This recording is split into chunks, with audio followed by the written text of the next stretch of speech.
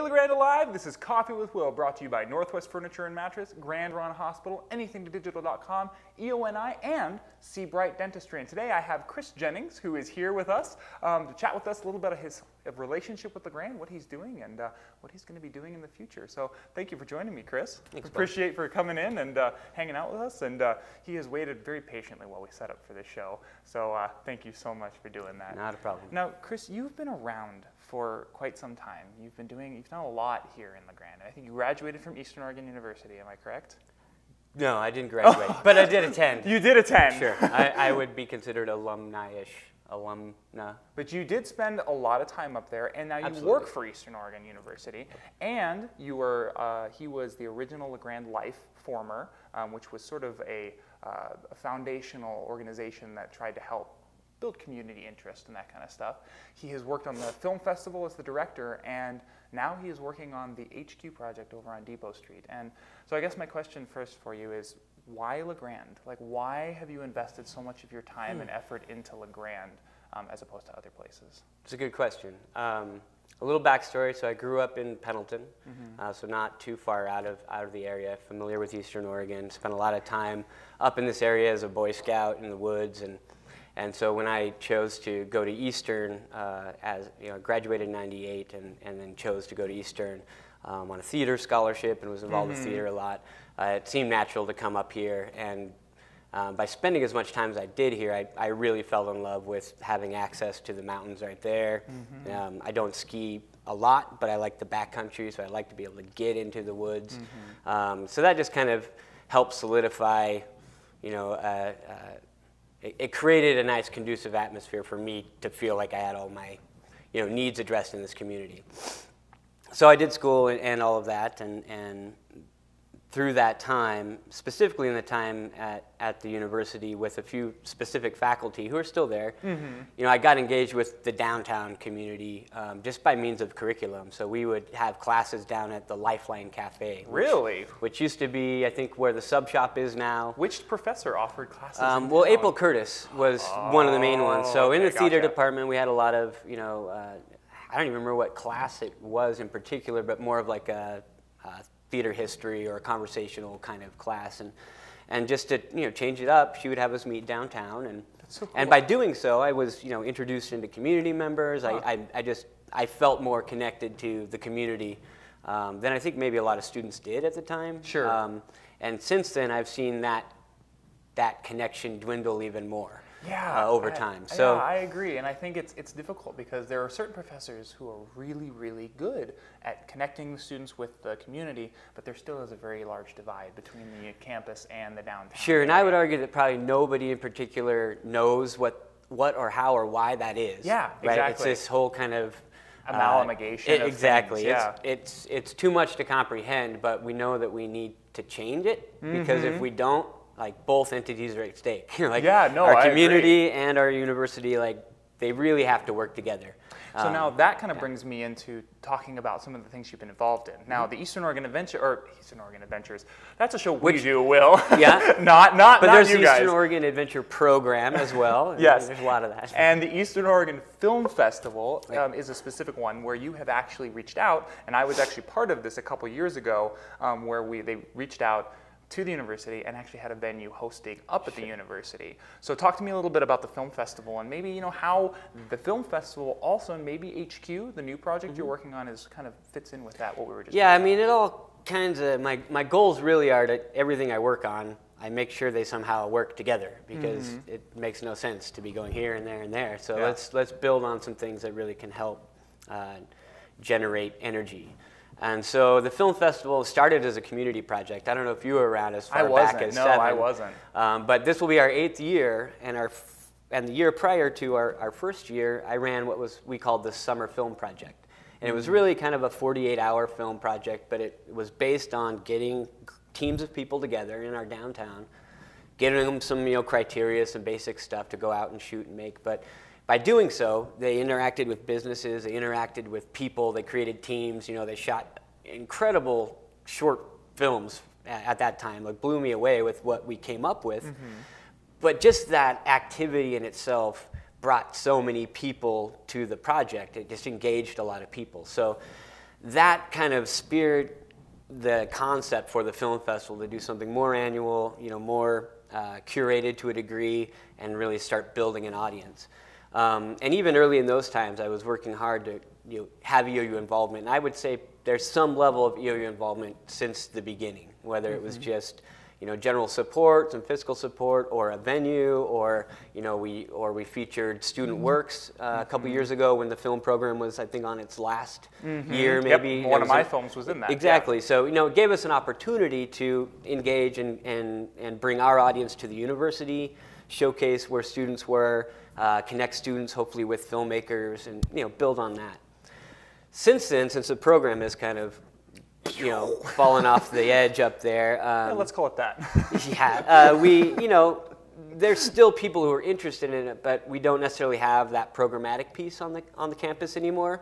But we still have a lot of campus buy-in, and more so than we have in the past. So, we're really looking to EOU to build a partnership so that the festival can continue, because it's very hard to drive one of these events annually with just volunteers and little money. So the bigger stakeholders that can be like, oh, I understand how that is benefiting us and our community, are starting to kind of understand that now and see what it's doing and the implications of our event.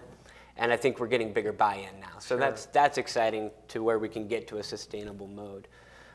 This year we will be on campus again, primarily. Cool. A couple big feature presentations I think will happen there this year in October. So we're excited about that. Very cool. Yeah. Now, I'm just kind of thinking about it just now that we're talking, and a lot of the things that you've been doing in town have to do with bringing people together around arts and culture.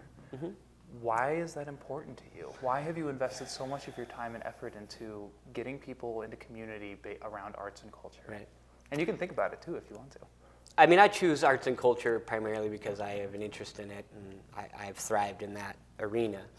But the truth, the same concept could be applied to any thing. The concept is you get people together. Shared experience creates truth, to a degree. So can you explain that a little bit? I've been thinking about this morning. How do I explain that? If he asked me how to explain that, I mean, everything becomes more real if somebody witnesses it with you, right? So you can do all the spiritual journeying personally you want to do as a person and grow. But if you never share that experience, does that experience exist? It's like the tree falling kind of thing. Do we exist outside of each other's perspectives, or exactly? Yeah. And with digital media, with social media, with kind of this kind of nationwide, worldwide kind of separation of communities is just kind of pulling apart. I mean, you see, there's 10,000 plus people in our community that are not engaged with our downtown in any way, shape, or form. Absolutely. And there's a variety of stories as to why that is, but the fact is there's that many more people that we could work to get engaged in our community that can share experiences, which generates ideas, generates connections, creates momentum, brings money to the table, creates partnerships, builds businesses, so it's just this whole, without that initial point of let's get together around something that we can both share, enjoy or not enjoy, talk about, engage about, and perpetuate ideas, that's what you have to do. Otherwise we just keep getting further and further away from each other, and we're all buying stuff on eBay, and we're all, not doing anything as a community anymore. And you see that, from a family standpoint, as we're a microcosm to, a small community, to bigger cities, to the nation. You just get this separation that's happening. So it's interesting how, and I recently heard a TED Talk on how the electronic world both simultaneously connects us, but it also divides us, which we could sit here and talk about for an hour, I'm sure. Right, yeah. Well, pour me a little of that in there real quick. That's good. Just a little sipper. Yeah, but so that's awesome, and that's really cool, and that was really well put. I don't know why you were stressed out about not articulating that correctly. I have no idea what I just said, so that's I hope okay. we can look back. That's how all art should be. It's like, I have no idea what I just did, but it's there, so take what meaning you want from it. And you witnessed it, so, it's out there. It's There's real. more truth here than there was 5 minutes ago, right? Darn tootin'. So let's talk about HQ. How does that fit into this mission? What is it, and what are you doing? So What's your a passion? little story on that, just to backfill, because there's probably a lot of people that don't really understand what that is in general. It's located at 112 Depot Street. It's a space there that I took on primarily to serve the film festival. So last year we ran into some issues with a venue. We didn't know where we were going to put our after parties and our music and all that. So this space came up. We looked at it. I'm like, all right, I'll just lease it, so we have it. And that turned into a few people, great partners, and going, well, let's, now that you've got it for 3 years, because it's a 3-year lease, let's start figuring out some ways to use it outside of that so that it can at least have some life outside of the make enough money years. to support itself and not just be bleeding, So we've got a musician's studio in the basement. Wow. I think they're called turnkey studios. Maybe they shift that, but that's some local musicians, correspondence school, Catskills, a group of musicians that do a lot of touring. So they're in there doing music recording, and we've got, the film festival helps kind of pay a little rent to keep the space going right now. Sure. We were on a good clip with doing some shows and starting to build programming there when we triggered the red switch at the city administration level, which was bound to happen, and for all good reason. They came in and said, we needed to address some things in order to have the occupancy we wanted. So zooming up to that point now, we're like, okay, well, we're in the hole. We got to put this much money into the project. Let's see if the festival wants to help with this and fundraise on one end of it. We'll get some private money on the other end. So we've been fundraising through the festival to raise 6 of a $12,000 goal. And that's going to basically get us the ADA bathrooms, the back wall facade redone, because we have to move bathrooms around. All the doors need to swing out, so in case of emergency. Yep. And then there was a garage door to the alley, which is really nice amenity. Yeah. It was pretty cool for parties and stuff. Exactly. It works well to open it up and create flow, but because of the construction, we have to replace that door with a different kind of door. And those are just expensive. So, so we got to get a roll-up door that mounts to the wall as opposed to one that kind of goes back over. So those are kind of the main project things that we have to get done in order to not only be available for the film festival in October, but also be open to kind of build on the idea of community programming there, getting other partners involved. So I'm working hard on the EOU level to see, let's get students to program here. It's going to be. It takes me back. They used to do comedians at the Elks Lodge, when I was in school, and that was another thing downtown that programmatically would bring students down. So if we can pull some of that programming into HQ, we can get some organizations like Oregon Rural Action has already used it. People who use it for meetings or presentations, we're going to equip it with, the best audio-visual we can, so that you could go in there and hook up your iPad to the Apple TV and do your presentation. So we hope to work with partners like maybe Northeastern Oregon Economic Development District, the City of Grande, their economic district there, Chamber of Commerce. Just start. So it kind of sounds like a hub. Like you're That's really trying conceptually to make it like a where hub. we want it to end up. Yeah. The film festival will use it. We can do programming, cultural and whatnot in the evenings, but really it sits there during the day. And so I'd like to fill that slot with really great things and make it as accessible, affordable, and kind of top-notch as we can, so that, again, it just pulls people together around a shared experience, and from that you can incubate all kinds of great things. So awesome. That's the goal. That's the vision. And we're getting close. May 22nd and 23rd are kind of pivotal times. That's when it's kind of a backwards process, but we did apply for an urban renewal project grant to kind of do as the match here, and we're the low-hanging fruit on that list, I'm sure. But I think we're the most, what was the word I was, we're low-hanging fruit, but we can get a big impact from that. It's like, a little bit of money. You're low-hanging, but you're calorically dense. There you go. We're worth eating. Come on.